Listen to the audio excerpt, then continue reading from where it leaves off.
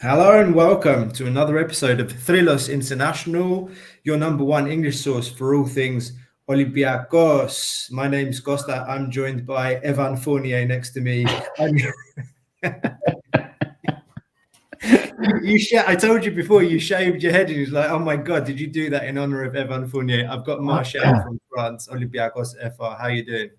I'm feel challenged by Fournier with a French bold fan of Olympiacos. Is going to claim my spot. I need to be careful. Okay, well, maybe we'll talk a little about the Evan Fournier transfer talk in a bit. Before we do that, guys, like and subscribe. It really helps to find more Olympiacos fans around the world. Subscribe, hit the bell to make sure you get notifications for whenever we go live with our live streams after matches, or for videos like this and others, vlogs, interviews. You can check more out on our website, more information in the details below. So don't forget, subscribe, like, and hit the bell. Now, the transfer window deadline in Greece is the 11th of September. However, we've said before, we really need to make our signings before tomorrow, midnight. So that's midnight going into Wednesday. That's the squad registration deadline for UEFA competitions. We don't want to repeat scenarios of previous seasons where we've signed players like Bakambu after the registration deadline. We want to get our business done before midnight tomorrow. And there was already news yesterday of Willian flying into Athens. It was reported by Fabrizio Romano, among other, that he was on the plane, private jet. We learned later Miltiades Marinakis was on the plane with him, and together with Willian and his agent, Kia Eurapshian, the Armenian super agent who has his headquarters in the UK. So Willian is in Greece, and today it's actually broken just about 45 minutes or an hour ago that Willian is passing a medical, and if everything goes well, he'll be signing a contract with Olympiacos. No information yet about the time period or the length of that contract, but Willian is in Greece. Willian is going through his medical, and it looks like he's going to be the next signing, Martial. I think that's a very good signing, not only because we need a player in that position, but is probably one of the best solutions we could find as free agent, because he has the quality. He has the experience. He won trophies, played in big clubs from smaller leagues, and is probably in a very good shape, or at least not far from being fit to play. And if you mix all of that, it's probably one of the best moves we could have made right before the UEFA list. And not a lot of players like Willian will play in the Europa League this season, so we have to enjoy that.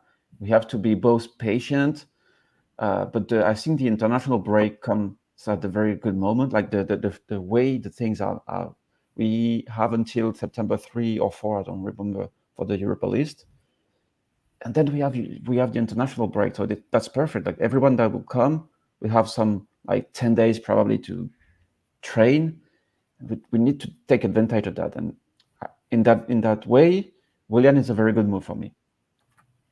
You were saying off camera as well before we went live that if you think about a good comparison to Willian is Tyson. We mentioned, I think, on a previous show that we were on together, Tyson's a year older than Willian. Willian just turned 35, I think it was in the beginning of August, and Tyson was coming back to Europe from Brazil. He needed a little bit of time to get back into the European physicality and regain his, say, full fitness for the European game. In this case, you've got a player, Willian, who's coming from the Premier League, and while a lot of people will be focusing on his age, the one thing I will say, without going into it too much, is that Vicente Iborra should have taught us something.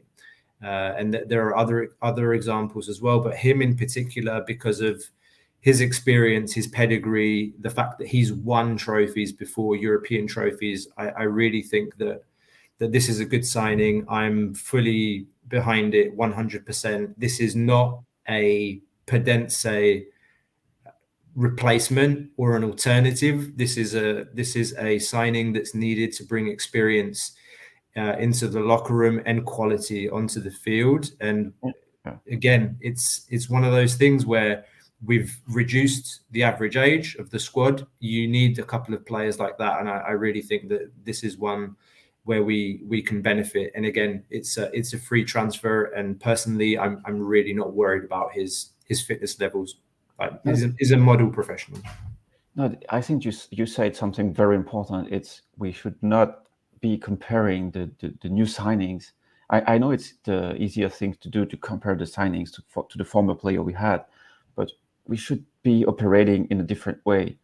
We should be thinking like, what can Willian offer to this team, instead of what can Willian offer compared to someone like Podence, compared to someone like Jovetic, compared to someone like, I don't know, to Fortunis. Because if we go into those comparisons, we will never find another Fortunis. We can find someone better. We can find someone that will be worse. Another Fortunis won't come to the club, save for Podence. And I was looking at Taysen's stats when he came back to Greece, and he signed in January and he played almost 20 games. So it wasn't that great at the time, if I remember. I remember him scoring for his very first game in the Cup. I remember discussing this with Lambros on the chat, saying like, yeah, this guy has quality, will be good. But he was able to play in every game almost, not as a starter, but I mean, it shows that those players are barely injured. And it matters because you mentioned Iborra. Iborra, how many times he lost due to injuries? Yeah, that's true. He was almost leaving the club in January but he stayed because we needed players in Europe. Jovetic, that's the best example. Jovetic is the most injured player ever. He was good for one almost 2 months in the season, and look at the difference it made. So if Willian is good for 4 months, that's already a good signing, in my opinion. That's true. You draw a very important conclusion there, and a comparison or a difference with Iborra. This is a player that does not have a history of injuries, even at a more progressed age, let's say. But in terms of what he brings onto the field as well, we put out a graphic on Twitter, and it's comparing Willian to the competition in the Premier League. We're looking at his build-up stats, his defense stats, and his goal creation, as Ari normally does whenever he does a scout report on somebody. He looks at those three categories: build-up, defense, and goal creation. If you look at Willian's stats in build-up, he was in close to the 90th percentile for completed passes to the penalty area. Close to the 80th percentile for passes attempted. His progressive passes are in the 80th percentile, smart passes too. So these are really things that we've been talking about a lot recently in terms of some of the things we're missing in the final third. Somebody that can help break down defenses, particularly in Greece.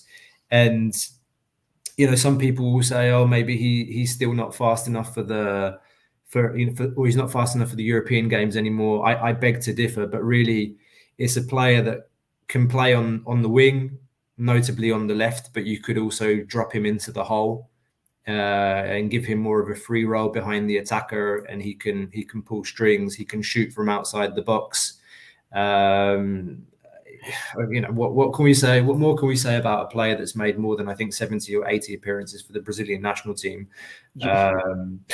You know, the last guy we signed that was known to be fast, that was Kostas Manolas, one of the fastest centre back. Mm-hmm. Where are you going with this? Nowhere. Since when someone big fast enough is a decision? Like look at Valbuena yesterday. Look, when he came in, I knew he was coming back from a flu. I guess he was coming back from a virus, and he was like barely able to run. He's almost 40, out of shape. No one asked him to run anyway. And Willian is in a better shape. But what I wanted to say is that Valbuena had a goal, and he had what I consider an assist on the last Qualité situation, the 1-on-1, without running. Yeah, but it's just it's the speed at which he processes what's going on the field too, right? Exactly. You see the player running, and you just like, okay, he just played a beautiful pass, cut through the like three players, and you know, Galatasaray should have scored. Bloody Moutinho screwed that up big time. But anyway, no, I think I'm very happy with this signing. I see some people on our socials as having a bit of fun. I really, people should have understood by now that it's not age that matters. If a player takes care of themselves, like they can play until 38. Willian made a statement the other day saying he doesn't want to go back to Brazil. He wants to keep playing until he's 40. I mean, look at, I'm mentioning this on an Olympiacos channel, but Karagunis played in the Premier League. He was 36, 37, maybe 38. I might be misremembering, but it's not about age. It's not about age. Get over this, like, oh, he's too old. He can't play. He can't run. Rubbish. That's rubbish. Yeah, true. Anyway, so Willian, we're expecting to be announced today. So that's a done deal. And moving on to the next one, there's a bunch of players that have been linked with us from Galatasaray. Hakim Ziyech, the most prominent. We know that our sporting director, Darko Kovacevic, and the sporting director at Galatasaray, Nihat Kavechi, former teammates at Real Sociedad, so they must be on the phone every day. It's like, who can we get from Galatasaray? Who can we get from Galatasaray? Ziyech has been talked about. We said Sergio Oliveira is also rumoured. Who else am I missing from Galatasaray? The winger Yilmaz, the winger that played in the Euro. Yilmaz as well, but really the one that's been kind of prominent is Ziyech, isn't it? Yeah. What do you think? Like, is this one that we've had that we're following in case Willian didn't happen, or do you think we're going for this simultaneously? What do you think about this whole situation with Ziyech? Is it real? I think it's. I don't really have a clear view of that, but when you see, like, I was just reading a tweet from Nicolas Shearer saying that Galatasaray will cover the full wage of Osimhen, which is 12 million per year, in case of a loan from Napoli. And I had that in mind before because Galatasaray squad, such as Fenerbahce squad, for example, is bloated with high wages. So there is a lot of good deals that we could make there. Even if Ziyech looks like expensive for us, I think those players, they want to leave the club pretty much at all costs. Like Zaha went on loan to Lyon, and I think the deal is quite good for Lyon because they can't pay the fee and the wage, but they're getting him on loan. And I think something similar is possible with Ziyech because he really wants to leave the club from what I've read. And the package we could be offering is quite good for him. I think it will be between us and Ajax if he's getting free from Galatasaray. I don't think our situation right now is worse than Ajax because it's not the same Ajax like when Ziyech was playing with them. We can be competing with Ajax in terms of project, but it depends on what does he want. Like, does he want to go back to Netherlands to be more quiet with his family? I don't know. Could be playing a role, but I think we're trying to get both, like Ziyech and Willian, because Ziyech, I don't think it will be that much of a costly aspiration. I might be wrong, but I don't know. Galatasaray needs to get rid of him, basically. Yeah, so the reports are also that Ziyech might be waiting for an offer from Saudi Arabia as well. And the transfer window in Saudi Arabia is closing the end of today.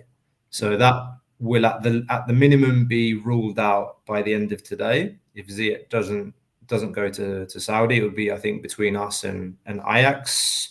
But even Ajax, there were some rumors about, when the Ziyech story started coming out, there was some talk about Ajax, but they don't appear to be very interested. I think that was downplayed by at least some journalists. So we'll keep an eye out on that one. In the meantime, we also are looking to sign a central midfielder from the looks of it, somebody to take the place of Andre Horta, who looks more and more likely that he will be staying with Braga. He started the last game on the weekend again for Carlos Carvajal's Braga team. So I think we can forget about Andre Horta.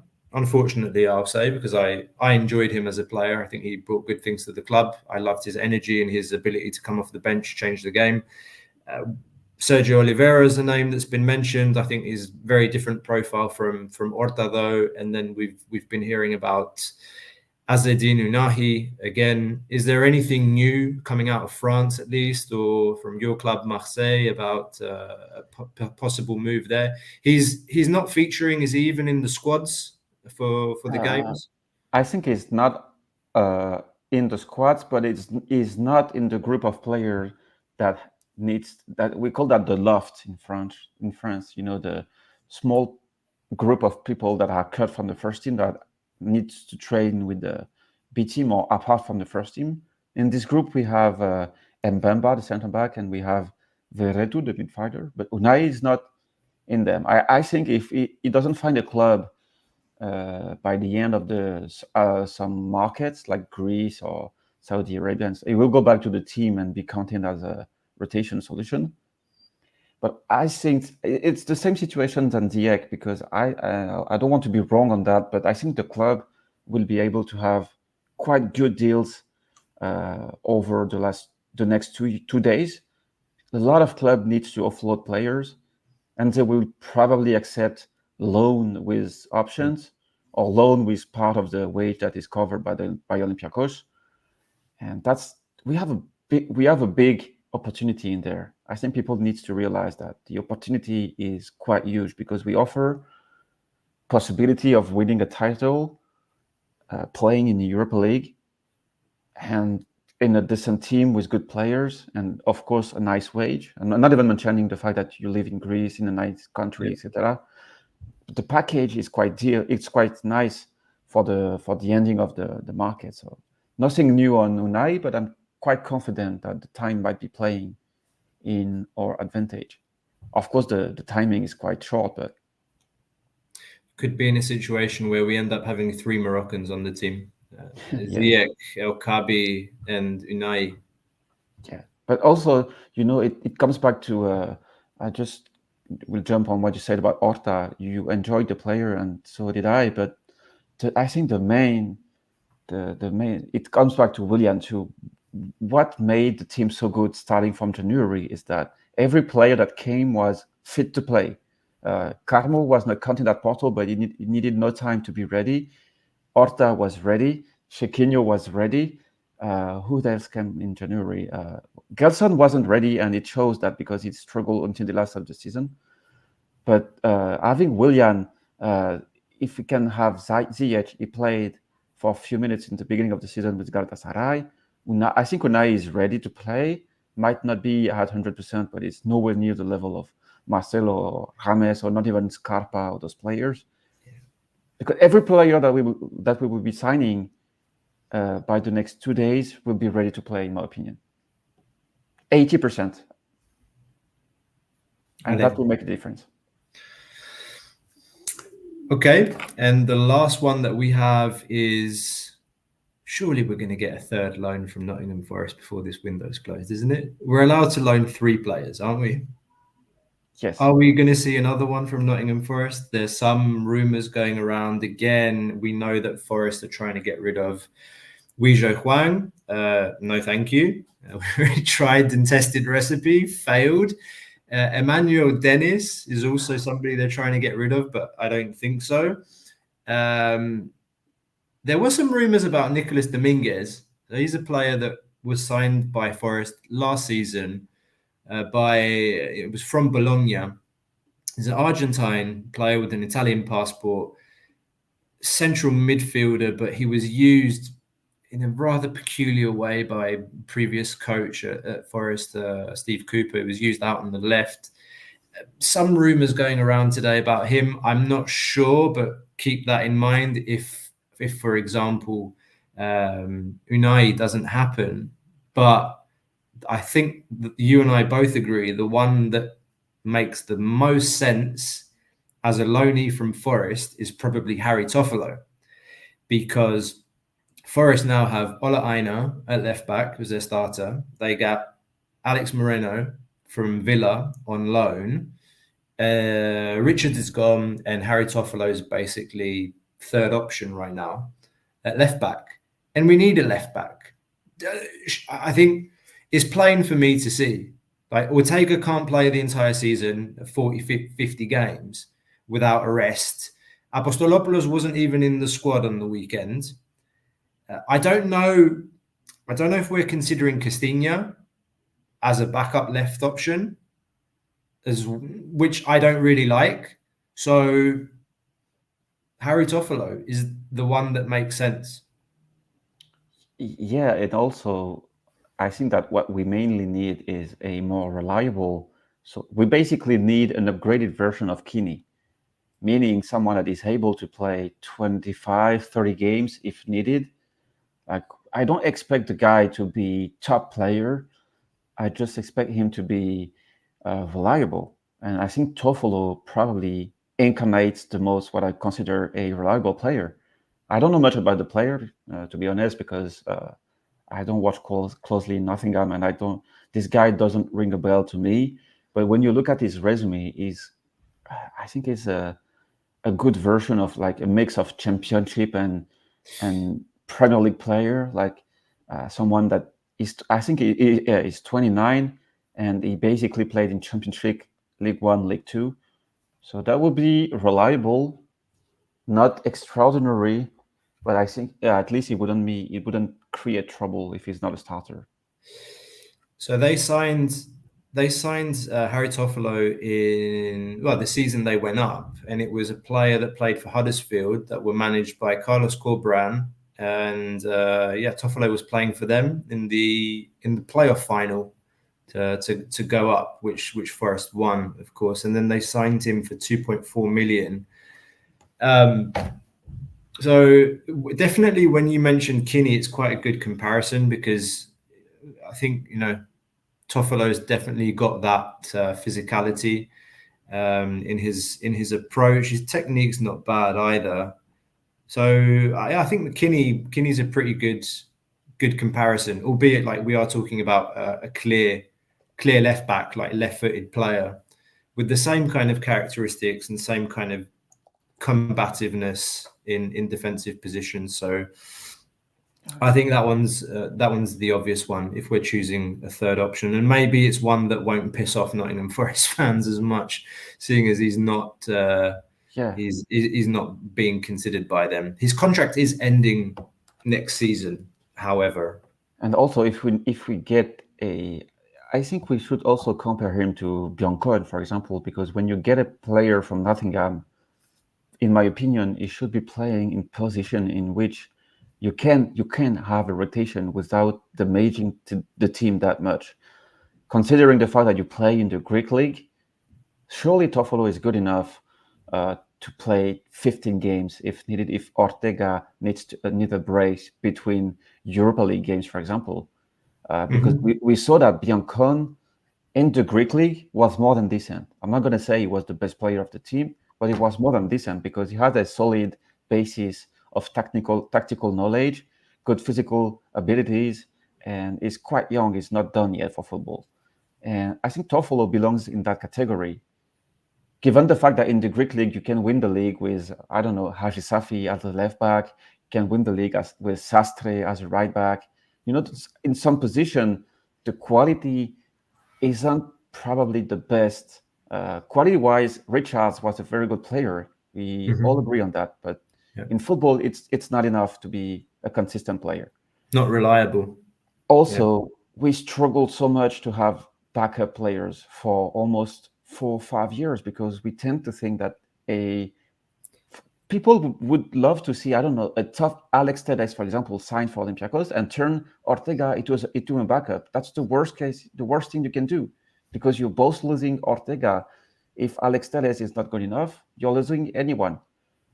But with Toffolo, you're getting someone that is probably ready to play and that is no vinagre, is no, I don't know, those players would try to make it cop into the Greek reality.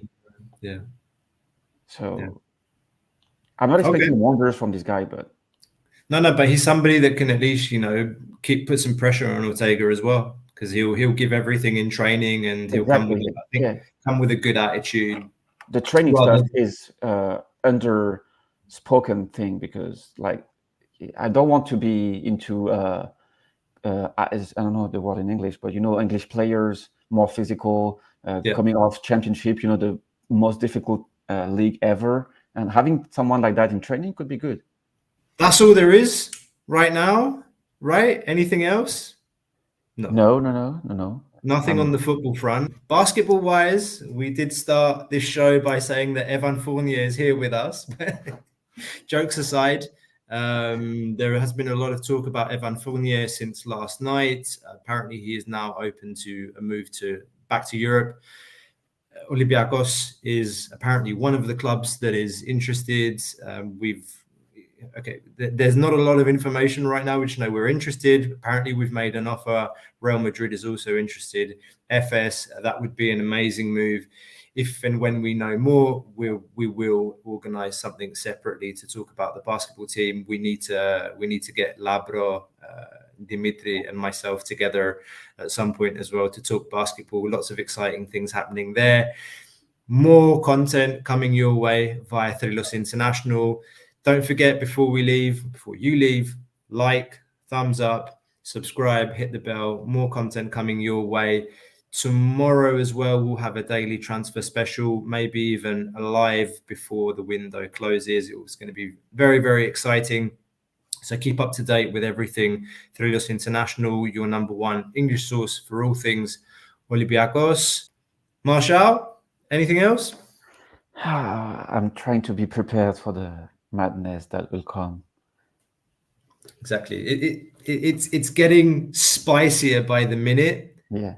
But what I will say is that I'm getting prepared for the madness, but the situation is clearly so much better than last summer. I would just conclude saying that just go take a look at the lineups we had until I think it was the last game we had in qualifiers was against Kukarici, the Serbian club. So if you look at the squad we have on August 20th, the last day of August of last summer, and the squad we had against Lamia in September 3rd of 2023, it shows you how far we come from. The summer has to be compared to the summer, not to the winter. It's not the same logic for me. Amen. Let's leave it at that. We'll see you again tomorrow. I'm Costa with Marshall, Thrillos International, by the fans, for the fans. See you next time.